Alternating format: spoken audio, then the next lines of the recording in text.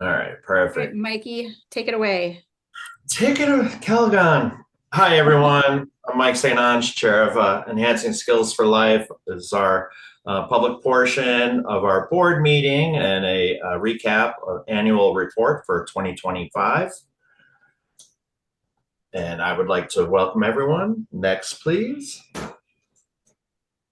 Trying, hold on. Technical difficulties. Okay. Oh, there it is. All right. So if you don't know who we are, we're a nonprofit that focuses on the upper bilateral community. We're the only nonprofit in the world that focuses on this patient population. And our whole mission is to educate, empower, and connect people that are have limb difference, especially upper bilateral or more. Next, please. So we have had people from all 50 states, 37 different countries. We've had 14 different programs, 9 workshops. And yeah, this is basically a little screen grab of who we are and what we do. And I'm then just we're gonna, I'll add Mikey. Sorry, Mikey. I don't know why I'm calling you that, but for the 9 workshops, because we're coming up on number 7. We're also including the virtual event, where the special event we did in Ukraine. 5-5. Um, yeah. So 5-5. there we have, that's where we get our numbers. Good point. Uh, okay. So we're moving past that. Oh, my report. Yay. So it was another busy year and we saw a lot of growth. And I'd like to welcome our new board members personally, Priya and Craig, to the board. I appreciate you volunteering and stepping up and helping us out. I also want to thank people like Andy and Ronnie for their bowling tournaments that help us actually be able to run this organization with all of their fundraising activities that they do. And as well as Hanger Foundation, they are giving us grants which allow us to actually provide scholarships for people that are limb different. It's part of their mandate as well. And so, speaking of Skills for Life 7, there's a bunch of stuff going on in the background. We've got our planning committee together that was chaired by Christy Turner and Wendy Hill, as well as all the volunteers on that committee. They're doing such a tremendous job. Super happy that they've taken on those roles. And I also like to acknowledge Joyce Tyler. She's our event coordinator, the first time that we've actually done this, and she's doing such hard work.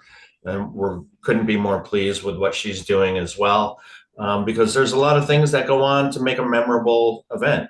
So, yeah. And then finally, the really people that are always supporting us is our dedicated staff, such as Sam and Karen. They bring such education and knowledge and everything that they are to help us move forward. Kelsey brings creativity and organizations for the meetings and our social media account, which brings in a lot of people. Social media is a big public facing part of what we do as well. And Alyssa, she's also chips away at designing and helping with websites and everything else that we do. And of course, Sean, our fearless leader, she's the gardener who keeps everything growing and thriving. And so I'm super happy that she helms Skills for Life with all of her integrity, dedication, passion, and vision. So I'm looking forward to seeing everyone at the in-person event this year. Yeah, can't wait. Here's a picture of our board. Yeah, all outstanding people that have really have such a passion in their heart for this organization and what we're able to do. I can't thank them enough. So thank you personally. And again, our staff, that's what they all look like. And yeah, Sam is a little rock star. He's out there doing his Sunday meetings, also public facing, or what is it? It's on YouTube that he holds. Zoom. Zooms, sorry, Zooms. I'm out of the loop. Oh, yeah. And then, yeah, what else we got going on? That's eight. So Oh, yeah, I think you're done. Good job.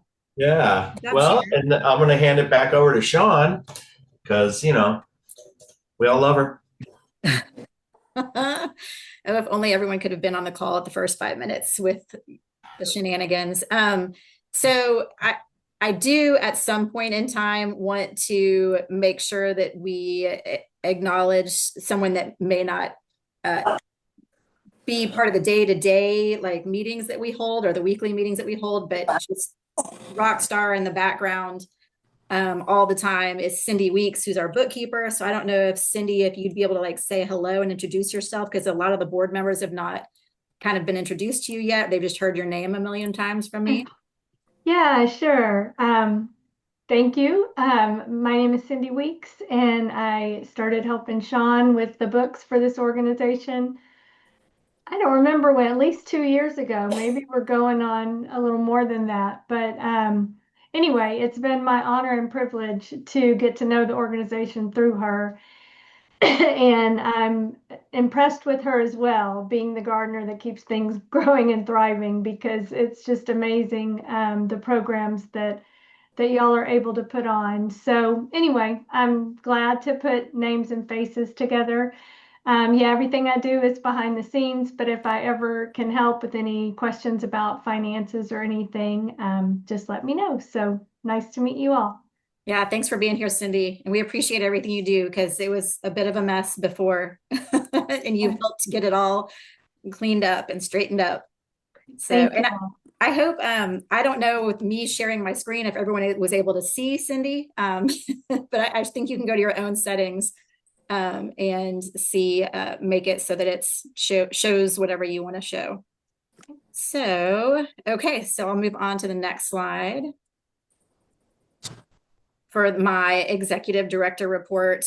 And so I won't read all the words on the screen, but I do want to say we have been relatively lucky. In the many of the nonprofits have not been as fortunate over the past couple of months with everything that's going on in the world, and so we've been fortunate to remain stable.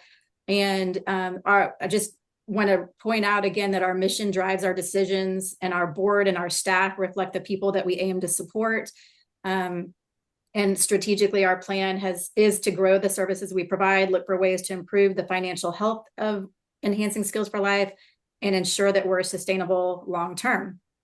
So on that note, like a nice segue from strategic planning is to note in 2020, we started off as a bronze seal of transparency with GuideStar or Candid. So over the years, as we've continued to kind of grow up as an organization, we've been able to meet higher standards that come with each seal of transparency. So we've gone from bronze to silver to gold. And then just within this past year, it's really cool. We've been able to reach platinum transparency. That was super daunting to me when I saw what all the requirements were back at the time when it was just going from bronze to silver. But with the help of several people like Karen and Pete and Harold and others and Kelsey, we've been able to reach the platinum seal of transparency. And I moving on to kind of connections, highlighting this aspect of our organization. Like Michael and Ronnie might have met because they're both just hunters and Southern, gentlemen, but maybe they might not have met if not for the Skills for Life workshops or Ronnie's bowling tournaments. So whether it's these Zooms or these in-person connections, or the in-person events, we're just always seeking new ways to get together and offer support. And let me get over to the next slide. As you saw in kind of the first couple of slides, educate, empower, connect. And so the education piece of enhancing skills for life is, we're creating content for and by our community. So two of the ways that I'm really proud of is the hands-free catalog and our YouTube channel and the videos that we upload to that. piece of it. And so we want to keep reaching people. And so if you care, if you want to help spread the word or know someone that might want to help, have them send us an email. But I want to personally thank the staff, Kelsey, Karen, Alyssa, and Sam, the support or advice or input that they offer every day. They've been checking off a lot of projects, which gives me a little bit of time on the side to develop new relationships, partners, or programs, which is incredibly helpful and not something I was really able to do prior to them coming on board. And then Mike has mentioned we have 2 new board members that joined us this year, which is Priya and Craig. And just again, it's a volunteer commitment, and we're just grateful for people that want to give of their time to support our community and this organization. So, folks like John, Anae, Stephen, Summer, Pete, Victoria, and Harold, they've been around anywhere from 2 to 6 or 7 years at this point. And so their continued service is super appreciative. And then Mike, who, just does it all with, he's going to say he complains a lot, but he doesn't. Like, he's just super supportive. And if you need something, he'll do it. And the policies and procedures and the bylaws that he and Karen work so hard on, that are just no one wants to do and are not fun, I'm just super grateful. And then for anyone else that gave of their time through either donations or support of our community, really, there's nothing that we could do without that generosity of time or monetary contributions. So please thank the folks you see throughout the rest of this presentation that I'll be bringing up in a little bit. So I'm going to move on to our programs and just share a little bit of highlights from over the past year. So we were able to do a first, which was attend the San Diego Triathlon. And it was a super memorable experience for everyone that was involved. We were able to support 5 teams, well, 6 really, and 1 individual who participated as a solo team member. But Hector Picard, along with all these other amazing athletes, attended this event in San Diego in October, excuse me. And so our participants ranged in age from 10 years old to 71 years old, and we each had fun team names. So Team Cut Above, Team Try Together, Team Determinators, Team JDA, and Team HP, and then Ask Us About ESFL. And it was just a fun experience all around. And anytime we can build community makes our mission stronger.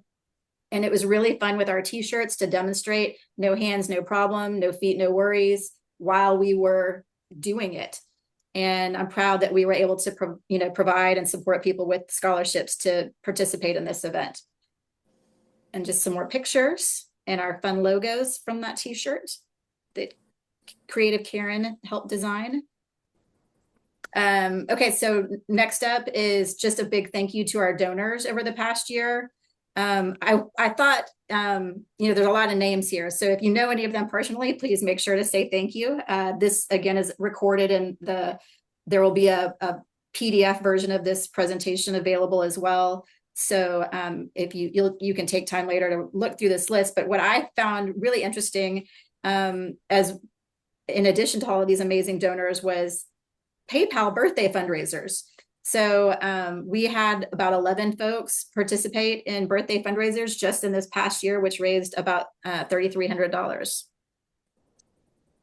So an easy way to raise money for a good cause. Okay, so let's see the next slide.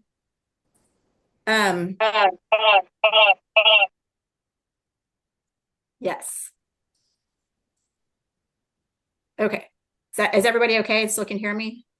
Yep. Okay. So the hands-free catalog that we mentioned earlier, we are in process of updating it. So it's out there. Suggestions have been sent in. If you have anything else that's not there that you'd like to see included in the catalog, please send them our way. But interesting stats included here for your viewing pleasure. But the catalog's been viewed close to 4,000 times. It's so cool that we can track that with electronics, resources with the cloud. And it's been downloaded 729 times.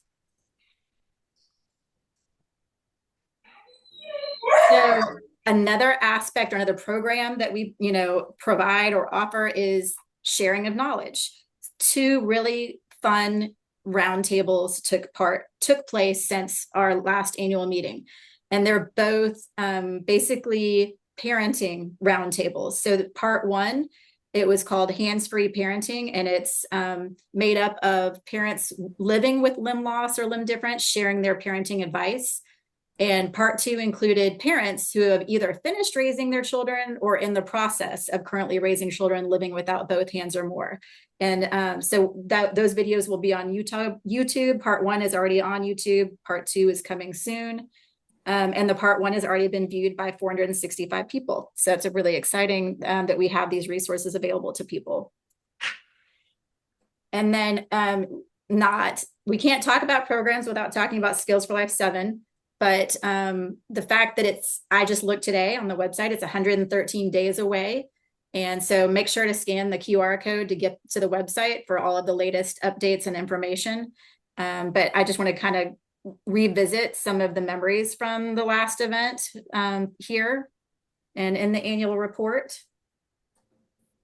And I won't spend too much time on these, but just fun memories.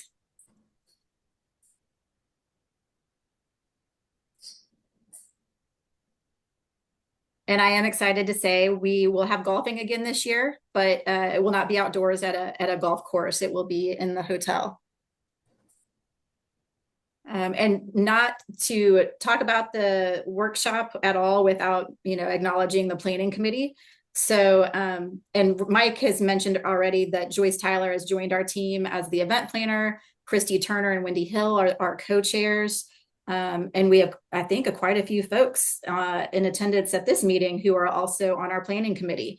So thanks to the planning committee and Christy and Wendy and Joyce for all of their efforts. Like Mike said, it's incredibly challenging work, but it's so rewarding. And we've got a program full of amazing content. And we also have a pre-conference clinician only day happening the day before the workshops begin on the 15th.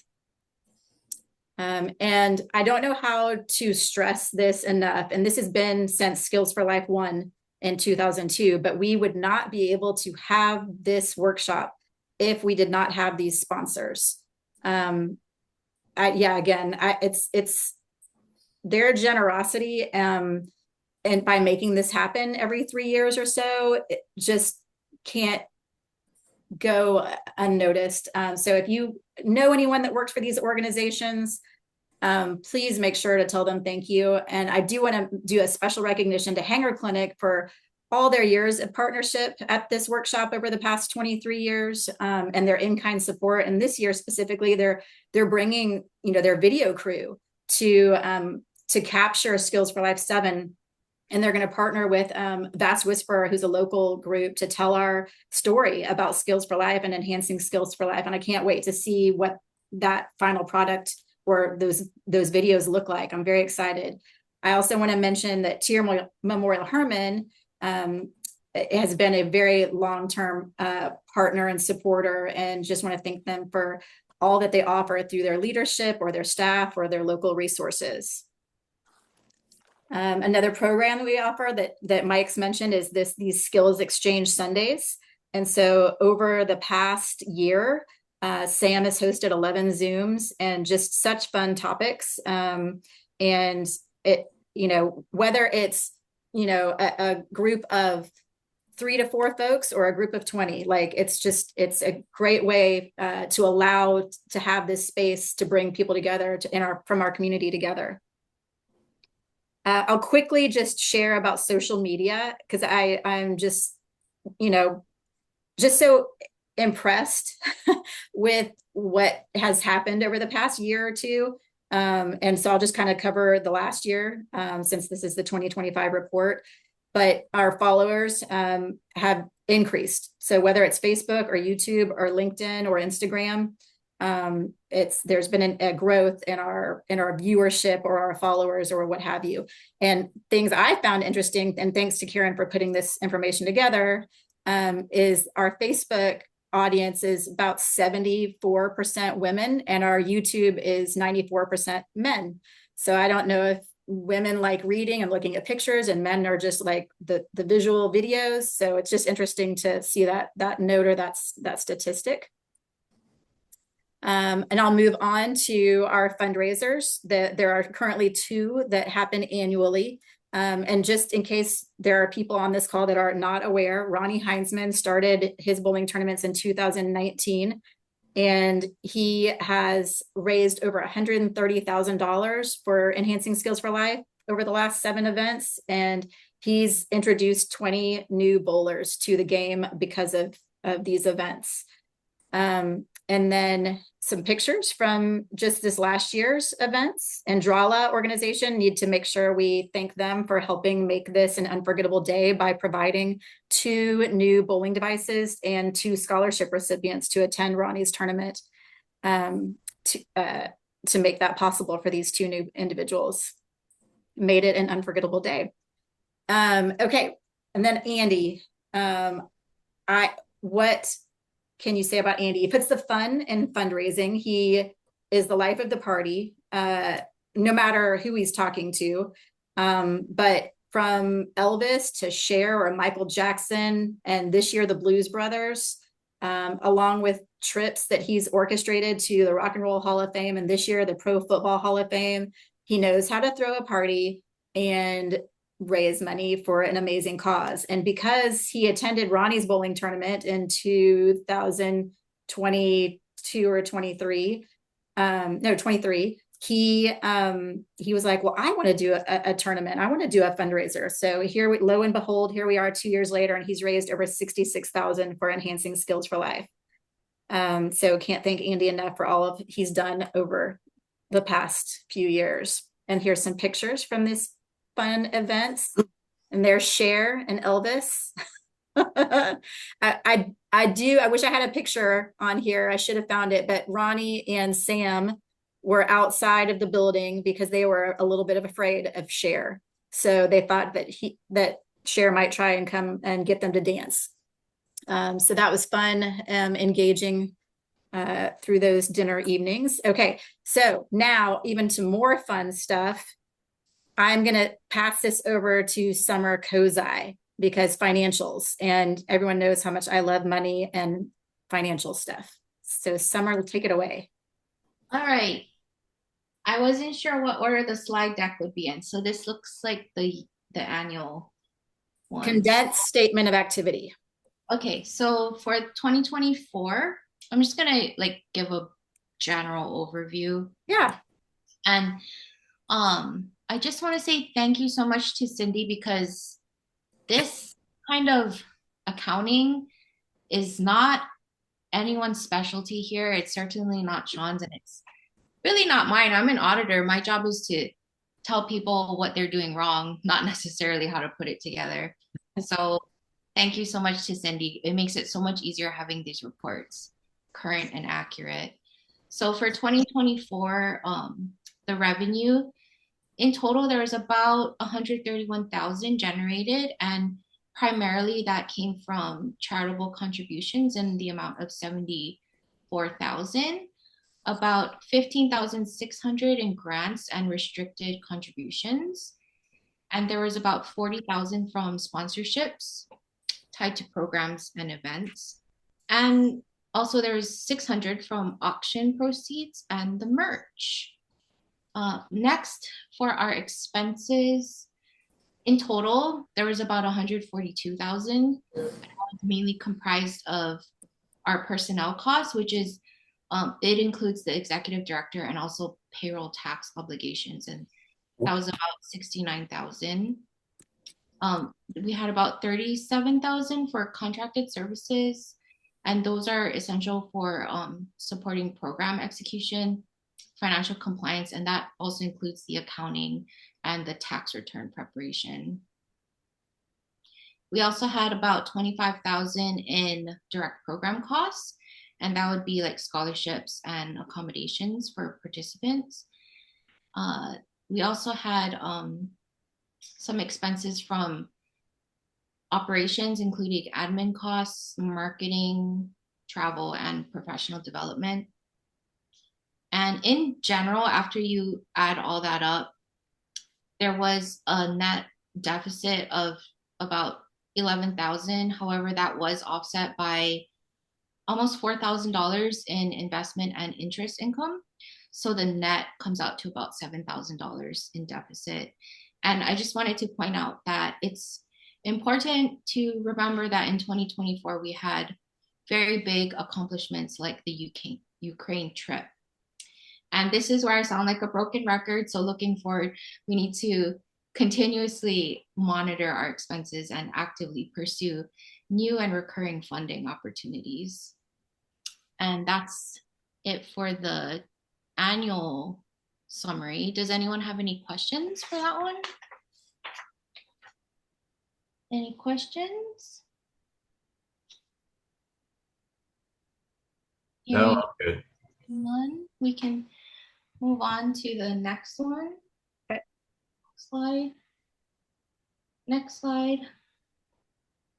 Oh, year-to-date statement of activity. Okay, so this, I believe, is as of the 31st of May, 2025. So currently, how interested is everybody in this? Because I can get real detailed, but I think it was more important to be detailed on like the annual report. As of May, I think in general we can say that we do have revenue, and our expenses are slightly under what we are budgeting. But does anyone have any specific questions about this? We're doing all right so far. That's, I mean, that's basically it for 2025. Yeah, that was going to be my question, Summers. Hey, all the numbers stuff means something to numbers people. To the rest of us, take a step back. How we doing? We're doing all right. And it's a little uncomfortable in this year because we have the event, but we will have additional income coming in from registrations and maybe some more sponsorship signups, maybe. So as we get closer to October, but right now we're fine. I'll ask a question here. I think of interest to me is just to ask, are there any surprises in here? For you, Summer, or for Sean? None for me. It's as expected. Thank you. And Harold, you know me, I've been winging this the whole time. So I don't have, things that I was hoping for. I just like, if we have money in the bank account, I'm happy. So we have money in the bank account. I do, like Summer said, a lot of this will go away by November, but we do expect to bring in some additional registrations and sponsorships. Like about 150,000 will probably be going out for scholarships and hotel costs. That's my best guess. So we are really like Summer said, and the repetition always helps, trying to find additional ways of bringing in sponsorships or donations or revenue. So, and then Summer, here's the balance sheet. But I think you kind of already covered that, unless you want to say something else here. No, I mean, the balance sheet just shows I guess it's like the health report of the organization as a whole. So like the P&L is like your ins and outs and everything, but the balance sheet will tell you if you're in trouble or not, and we're not in trouble. Okay. Cindy, anything you want to add? I don't mean to put you on the spot, but let us know if there's anything else you would like to share. No, not at all. I agree with Summer's sentiment. I feel good about the way this year is headed compared to the budget for the event and the budget for the year. We budgeted a loss for the year because it's a conference year. And but the sponsorships and registrations seem strong. And I think we budgeted pretty conservatively on some of the expenses. So I feel good about where the year is headed. As we get I don't know how often this board meets, but as we get a little closer to the event, I can pull together a specific report that shows, the budget for the event compared to where we're tracking for the event. Because I know when we look at the budget overall, it's a little overwhelming, but I can break that out, and that might be a meaningful report to look at next time. Any other questions from our attendees? Okay, thank you, Summer. I mean, but speak up if you have other things. I don't want to move on just because of a little silence. All right. Okay, so everyone can still see my screen? Yep. Okay, so as we've kind of mentioned 2 or 3 times already, so we have done some applications, some grant applications over the past 2 years. Haven't led, to incredible results, but we will continue to focus on groups like the Hanger Foundation that tie closely to our goals. But the other foundations and things that come across our way, if we find it's a good fit, we'll likely, we'll for sure pursue that. But I think the theme for going forward is relationship building. And before I get to that piece of it, I just want to mention we did have some really cool ideas with Super Bowl squares, and Kelsey did a virtual 5K themed fundraiser. And then this August, we're going to partner with a company called 100X for a campaign in August. And so just be on the lookout for information and updates on the formation of advisory committee. And we just hope to build deeper relationships and tap into the expertise of the committee and the communities in general. So how do we keep it growing? I love this quote that Karen helped build into this presentation. If you think you're too small to be effective, you have never been in bed with a mosquito. So how can we keep it growing? Here are some ideas. So participate in that 100X campaign. When you see all the social media stuff about it, share it, participate.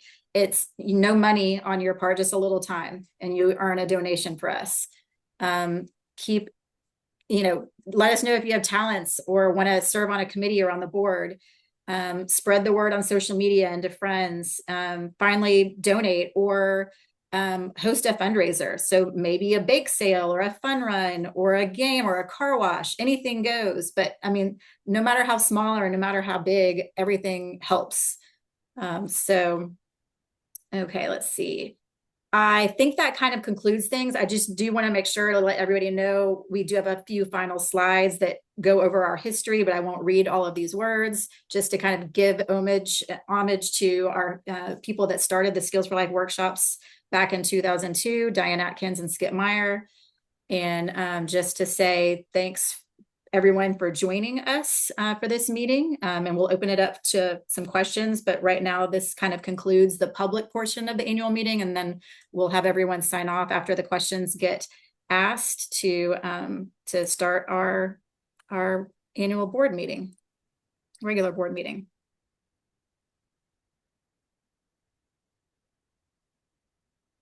We are in no hurry, so take your time if you have questions.